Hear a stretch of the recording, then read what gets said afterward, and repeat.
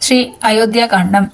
ராமனுக்கு இளவரசு முடிசூட்ட கருதிய தசரதர் ஆலோசனைக்காக மகாசபை கூட்டுதல்.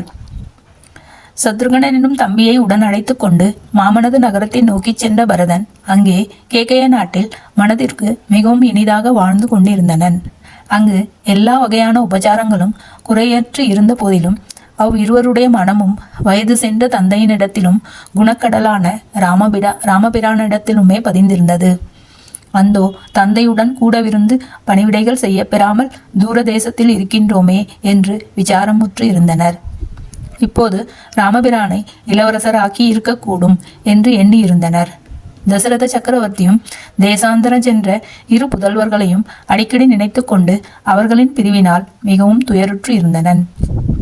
ராமனும் லக்ஷ்மணனும் கூடவே இருந்த போதிலும் 4 புத்திரர்களிடம் ஒரு நிகரான அன்பை கொண்டிருந்த தசரதனுக்கு பரத சத்ருகணர்களின் பிரிவு ஆற்ற ஒண்ணாததாகவே இருந்தது. அந்4 புதல்வர்களுள்ளும் ஸ்ரீராமபிரான் தேசும் திரளும் குணமும் எல்லாம் மிக அற்புதமாக அமைய பெற்றிருந்ததனால் தந்தையின் அன்புக்கு சிறந்த கொள்கலமாகவே விளங்கினன்.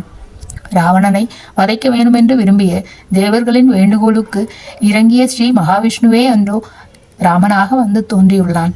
ஆனது பற்றியே அவன் யாவரினும் மேம்பட்டு விளங்கினன். ராமபிரானுக்கு அமைந்திருந்த தேக குணங்களும் ஆத்ம குணங்களும் அளவிட்டு சொல்ல முடியாதவை. அண்ணனம் சகல நற்குணங்களும் நன்கு அமைய பெற்ற ராமபிரானை பூமி பிராட்டியும் நாதனாக கொள்ள விருப்பமுற்றனள். தசரத மகாராஜனும் ஸ்ரீராமனுடைய திருக்குணங்களையும் அவனுக்கு ஜனங்களுக்கு அவனிடத்திலும் அமைந்துள்ள அளவு கடந்த அன்பையும் நோக்கி அப்புதல்வனை இளவரசராக முடிசூட்ட பாரித்தனன். அரசாட்சி செல்வத்தை ராமபிரானிடத்தில் ஒப்புவித்து தான் இளைப்பாற வேண்டுமென்று விருப்பம் கொண்ட அத்தயரதன் மந்திரிகளோடும் கலந்து ஆலோசித்து தனது கருத்தை திடப்படுத்தி கொண்டனன். விரைவாகவே அதனை செய்து முடிக்க கருதி அந்த கோசல நாட்டில் அடங்கிய பல நகரங்களிலும் மற்றும் பல இடங்களிலும் உள்ள சிற்றரசர்களையும் மகாஜனங்களையும் விரைவில் வரவழைத்தனன். ராஜனுக்கும் ஜனக மகாராஜனும் வெகு தூரமான இடங்களில் உள்ளவர்களானது பற்றி அவர்களை வரவழைக்கத்தக்க அவகாசம் இல்லாததனால் அவர்களை மாத்திரம் வரவழைத்திலன். அவர்களும் இச்செய்தியை பிறகு கேள்விப்பட்டு மனம் கழிப்பார்கள் என்று எண்ணின தசரதன் மற்றவர்கள் பலரையும் வரவழைத்தனன். வந்து சேர்ந்த அரசர்கள் யாவரும் தசரத ராஜனுடைய ஆஸ்தான மண்டபத்தில் வந்து புகுந்து யோகக்ஷேம விசாரணையோடு மரியாதை மொழிகளை பெற்று அரசன் எதிரில் உட்கார்ந்தனர். அயோத்தியா காண்டம் சர்க்கம் 2.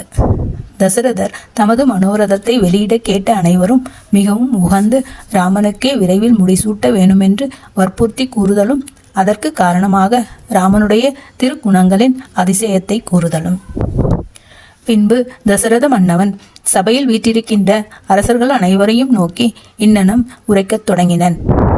சபையீர்களே, மிக பெரியதான இந்த ராஜ்யத்தை எனது முன்னோர்களான மன்னவர்கள் மிகுந்த மன ஊக்கத்துடன் பாதுகாத்து வந்தனர் என்பது நீங்கள் அறிந்ததே ஆகும். அவர்களது வம்ச பரம்பரையில் பிறந்த நானும் அவர்கள் நடந்த நெறியையே அடியொற்றி எனது ஆற்றலுக்கு ஏற்றவாறு இதுவரையில் குடிமக்களை குறிக்கொண்டே பாதுகாத்து வந்தேன். காத்தல் தொழிலை செலுத்துவதற்காக வெண்கொற்ற குடையின் நிழலிலேயே பல்லாயிரம் ஆண்டுகள் வளர்ந்து வந்த எனது சரீரம் மிகவும் மூப்படைந்து விட்டது.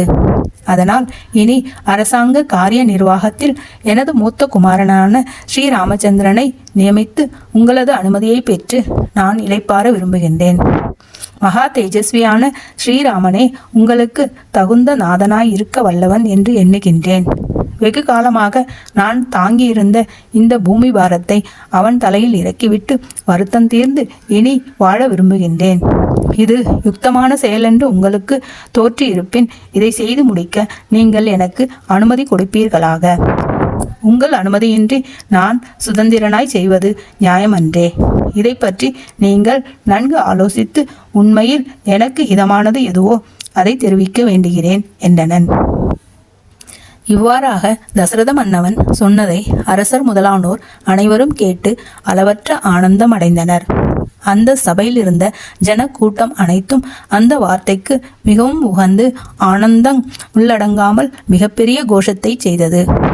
அந்த பெருமுழக்கம் எதிரொலியை கிளப்பிக்கொண்டே ஆஸ்தான மண்டபத்தின் விமானத்தை குலுங்கச் செய்வது போலாயிற்று. எல்லோரும் ஒரே மனமாக இருந்து தசரத மன்னவனை நோக்கி, மகாராஜரே, நீர் 1000 ஆண்டுகள் ஜீவித்து மிக முதிர்ந்த கிழவராயினீர்.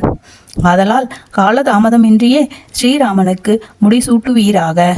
ரகுகுல திலகனான ஸ்ரீராமன் பட்டத்து யானையின் மீது ஏறிக்கொண்டு வெண்கொற்ற குடையின் நிழலில் வீதியாறு எழுந்தருளும் வைபவத்தை எப்பொழுது காணப்போகிறோம் என்று நெடுநாளாகவே நாங்கள் பாரிப்பு கொண்டிருக்கின்றனம் என்றனர்.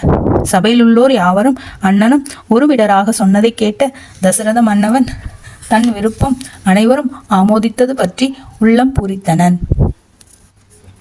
ராமன் கதை கேளுங்கள், ஸ்ரீ ரகுராமன் கதை கேளுங்கள், ராமன் கதை கேளுங்கள். ராமாய ராமபத்ராய ராமச்சந்திராய நமः. ఈ జగమంతా రామమయం రామ రామ రామ రామ